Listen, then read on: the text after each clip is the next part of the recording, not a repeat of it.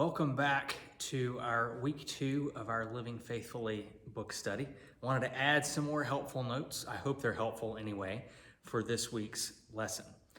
If you're wondering what this study is all about, let me ask you to go back and watch week 1's video so that you can get background about the study and also the thoughts of the church council and myself as to why exactly we're doing this at this time. If you're interested in being a part of a study, please let the church office know along with some times that you'd be available during the next 4 weeks, and we'll put together some more classes that you can be involved in. We want everybody to have a chance to be exposed to this information, to learn about this topic, so that whatever comes down the road, that we're not springing anything on anybody. This is a big discussion, and we want everyone to have a safe place to discuss this as a church family that loves each other and loves Christ. So now let's get on to lesson 2. This covers same-gender marriage. And personally, I love doing weddings. I don't so much get a chance to do them anymore. People aren't really banging down the doors of churches to do weddings. It's not something that is as popular as it used to be in our country and in our culture. But all the same, there's a story to each one that I do. And I remember my very first wedding. I came into a church down there in Gulfport, just kind of down the road and across the Howard Franklin Bridge, and came down to Gulfport, and I already had a wedding scheduled. And the couple, we met together and decided that I would do the wedding. The previous pastor wasn't available to do the wedding. And so I met the couple, did a little bit of counseling, got to know them, and I remember that they wanted communion at their wedding. And so here I am at my very first wedding. I was getting things situated and settled, and I was nervous as all get out. And I remember at one point I'd done the wedding, and I was moving my hand somehow, and I knocked over the communion chalice. And if you ever want to increase the ventilation in a church sanctuary, do that, because there was a rush of wind that went by my head as everybody in the church sanctuary went, and it was like, including the bride, of course, wearing a mostly white dress. She had a little decorative thing down the side, I think. But luckily, nothing got on her dress, nothing got anywhere else except on the altar space carpet. But, I just remember that fright that I had when all this happened. It was a terrifying moment. This was my first wedding at my first appointment, and it was completely not what I wanted at all.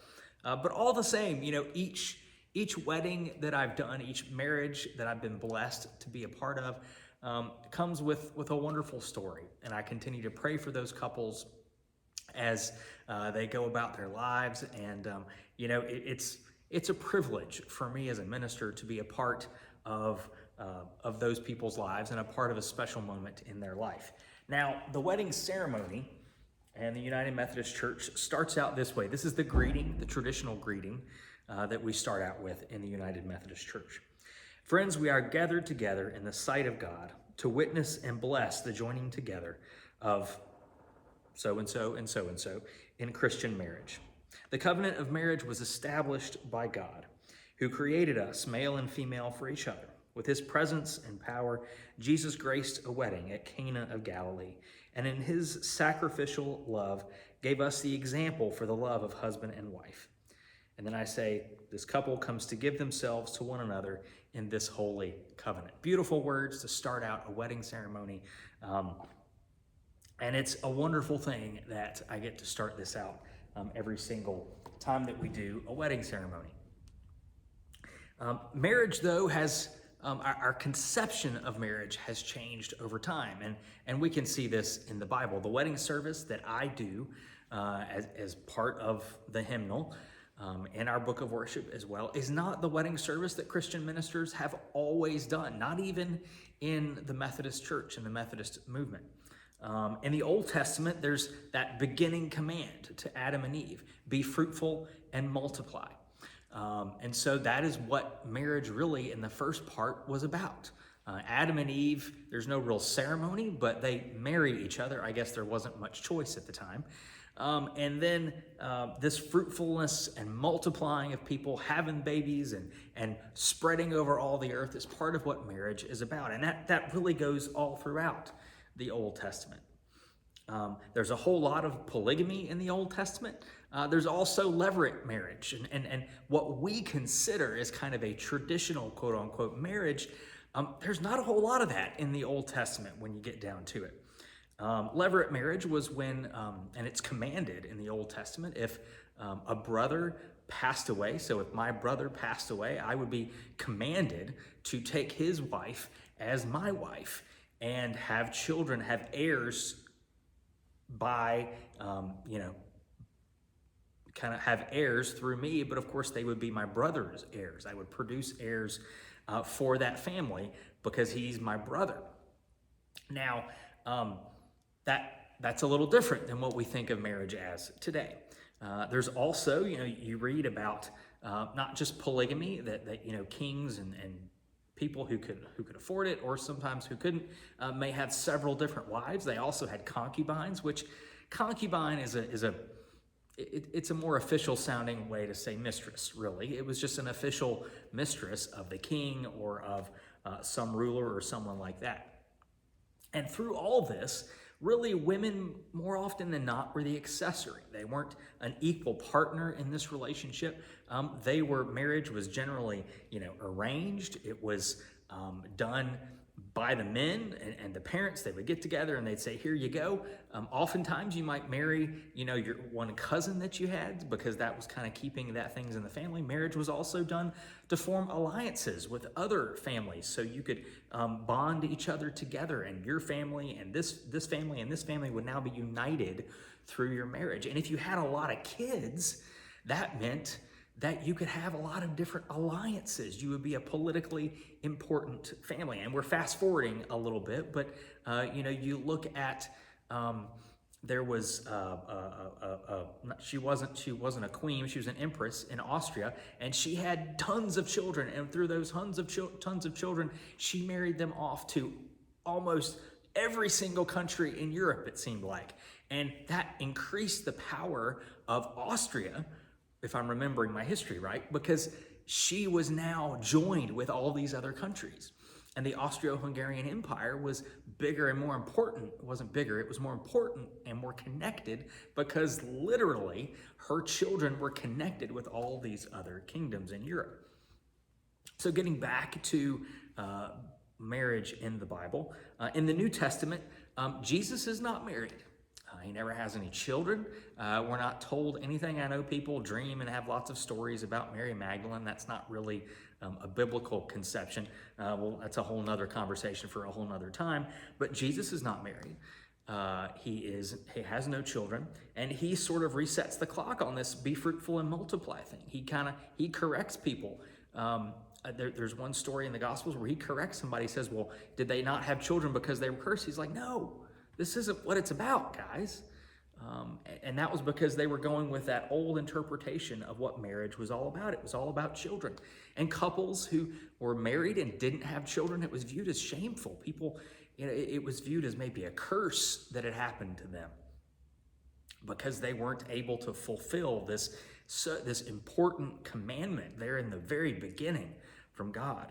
And so people might gossip about them. They might talk behind their back. They would allow them to do things, but there was always this kind of cloud hanging over them. That's why in the gospel, according to Luke, when Elizabeth is rejoicing over God making her pregnant or her conceiving a child, we would later know him as John the Baptizer. Part of what she says is that God has removed my shame. And throughout the Old Testament, that's what God does. He removes couples' shame that they haven't had children yet. That's the main source of their shame. It's not that they don't love each other enough. It's not that they, it's that they just they aren't able to have children. Because this command, be fruitful and multiply, was thought of as primary in marriage. Now, like I said, in the New Testament, Jesus is not married. Paul is also not married, and he encourages others not to marry. He says, I wish all of you were as I am, that you weren't married. Because in his mind, as an early Christian, this is what most early Christians thought. In his mind, Jesus is coming back any minute. So why would you marry? Why would you worry about having kids? Why would you worry about being fruitful and multiplying when the world's going to change here in just a little bit? And then you can worry about things after that. Throughout most of Christian history, especially in Jesus' day and Paul's day, but throughout Christian history with some ebbs and flow, generally, the woman was considered property. She was not an equal partner in this relationship still. Marriage was not for love. Love was something that happened after you got married, not before you got married. Marriages were generally arranged, no matter what the social class of the person was. If they were lower class and poorer, sometimes marriages would just kind of happen. People, would start living together, and this common law marriage would be assumed at that point. Benjamin Franklin is kind of a famous example of that kind of marriage, where there was never a ceremony, they never wed, but that it was just assumed that she was his wife.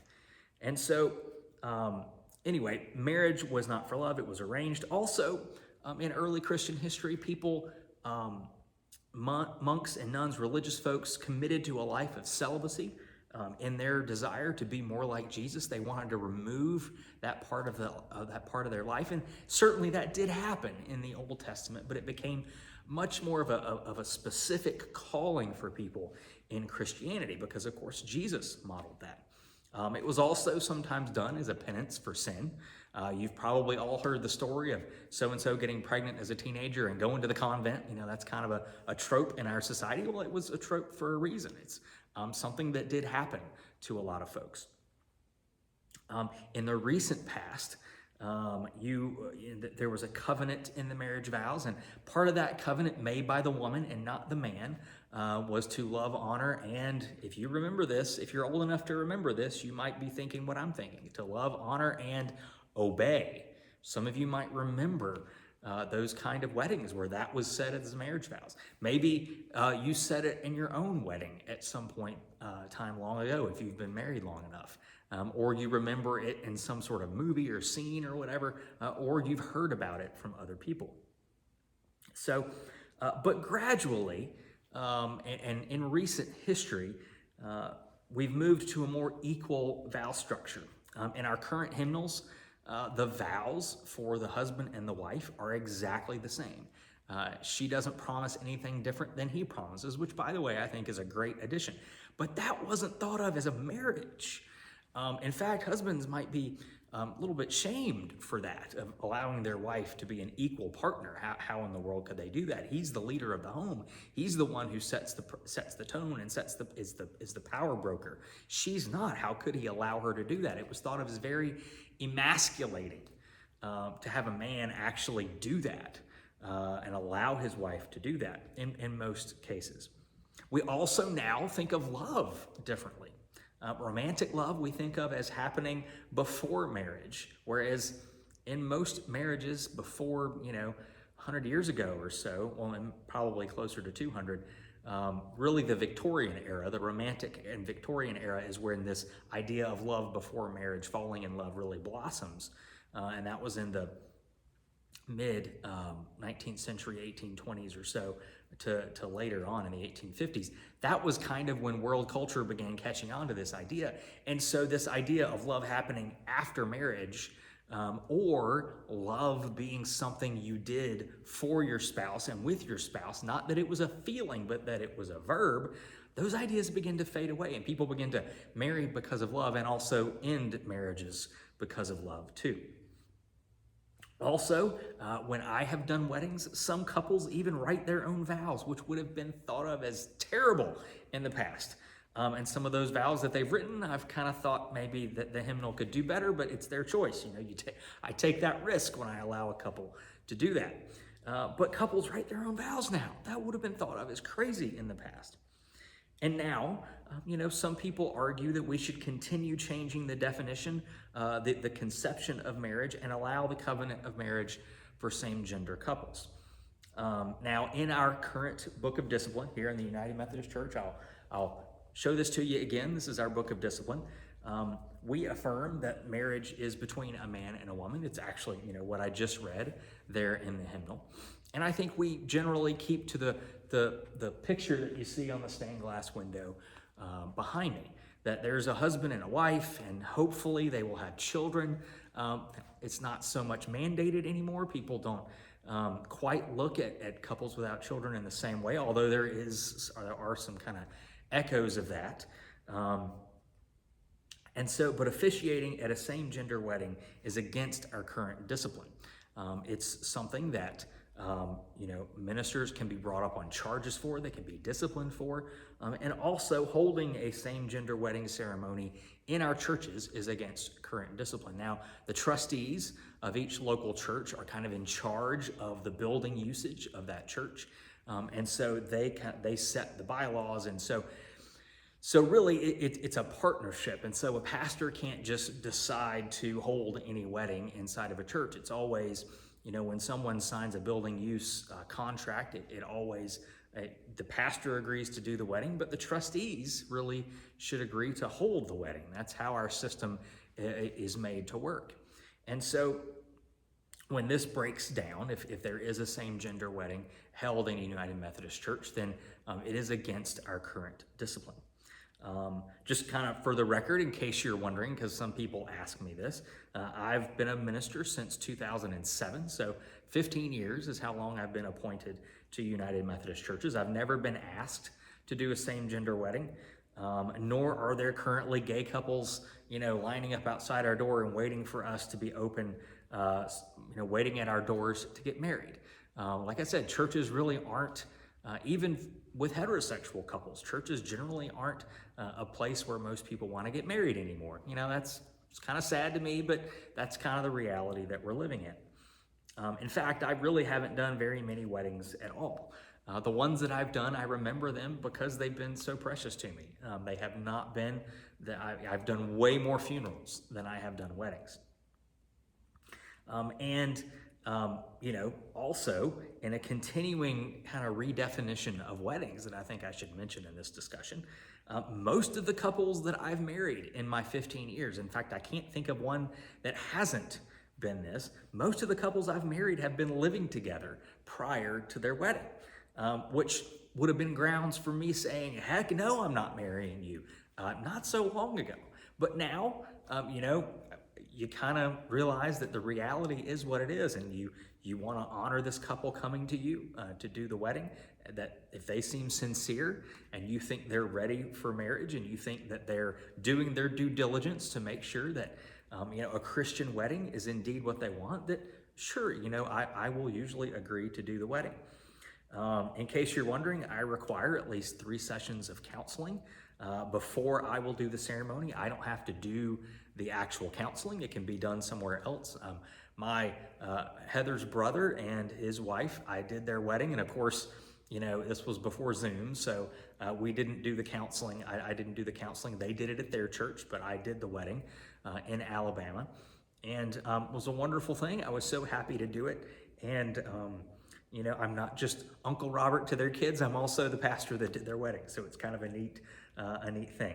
I have told couples no, because I didn't believe that they were ready. There have been couples who've approached me and we've met a few times, or even just right when they approach me, I can kind of sense, no, this is not really for you. And so I've told them no before. And, they didn't so much like me after that, but I've told them no. And in fact, I know that sometimes you might hear this going around the pikes about this decision in the United Methodist Church, or this division, in the United Methodist Church. Part of my right as a minister, as an officiant at any wedding ceremony, is that I can always tell a couple, no. I can, whether, even if I was a notary public, or I was a Jewish rabbi, or a Muslim imam, or any flavor of officiant, I can always tell a couple no. And while I'm not an attorney and I can't give you case law on why that's possible, as far as I know, that is a civil right in America. And so it's not something that a church can take away. And it's also not something that a church would ever want to take away. As ministers, I'm speaking generally here, but every minister I know, we take that right very seriously. We don't ever want to be forced to do a wedding. It's part of freedoms in our country, and it's also our own conscience that I would never want to do a wedding ceremony for someone that I did not think was ready, because then I'm culpable if there's terrible toxicity, or if the marriage doesn't work out. I know I didn't cause that, but I was a part of that. And so as a part of doing a Christian wedding, if you don't want a Christian wedding or a Christian marriage, then I'll tell them, I'm not your guy. I do Christian weddings. I'm a Christian minister. And part of kind of weeding couples out, and I don't have tons of couples coming to me, but part of having couples take it seriously is that we do go through a lot of times those 3 sessions, sometimes more, of counseling to really, for me to get to know them, for them to get to know me, and also to make sure that they're taking this seriously, to make sure that they're preparing themselves for what is really and truly a lifetime commitment.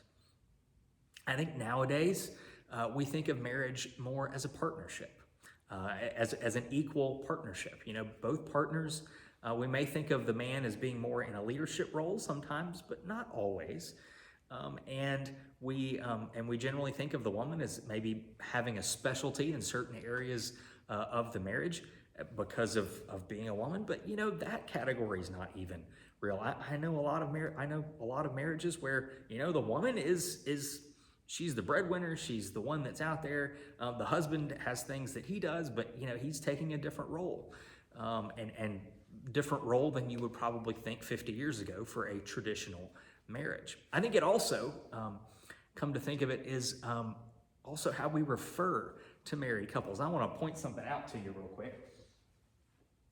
This placard on this window was already detached. I didn't unscrew it or anything. It did not damage anything, I promise. But this window was given in memory of something, of people. It was given in memory of Mr. and Mrs. W.E. Douglas and Mr. and Mrs. W.O., and I believe that says Capps, C-A-P-P-S. It's a little hard to read. There's some corrosion. And it was given by Mr. and Mrs. Leon R. Douglas. That's not really a way that we refer to married people traditionally anymore. It's considered kind of a little more formal, a little more old-fashioned to refer to a married couple as Mr. and Mrs. Or, I sort of chuckle whenever I get an envelope that's addressed to Reverend and Mrs. Robert Roseberry. I mean, it's fine. I'm not gonna worry about it really or anything, but that's not really a way that Heather and I refer to each other. We don't sign our checks that way. We don't. That's not something we write in our letters. It's always Heather and Robert. I do it alphabetically. H comes before R, and so Heather and Robert. A lot of times, sometimes it's Robert and Heather. But, that's different. I remember my grandparents. They were Dr. and Mrs. J. A. Breland, because it was assumed by that wording that the woman was absorbed into the man's identity. And that goes way, way back to, the Bible times, really, and not really biblically, but in culture. But in the Old Testament, it definitely is biblically that the woman was absorbed into her husband's identity. And so just a little interesting way, I think it's, our conception of marriage has changed, whether or not you believe that, if you believe that the traditional definition of marriage should still stay between a man and a woman, and you are not for expanding that definition, that is your belief, and that is fine. And there's biblical grounding for it. And there's also people who read the Bible and see it very differently, that indeed we should expand expand the covenant of marriage to include same-gender couples, because of the way that our definitions and conceptions of marriage have changed over the years. So as you're studying this passage, and you'll have some scripture verses to read during your Bible studies, I hope this will allow you to maybe think a little bit about how marriage has changed, maybe not between a man and a woman, but it's changed in other ways, and how this has not necessarily been a one-size-fits-all program throughout all of history.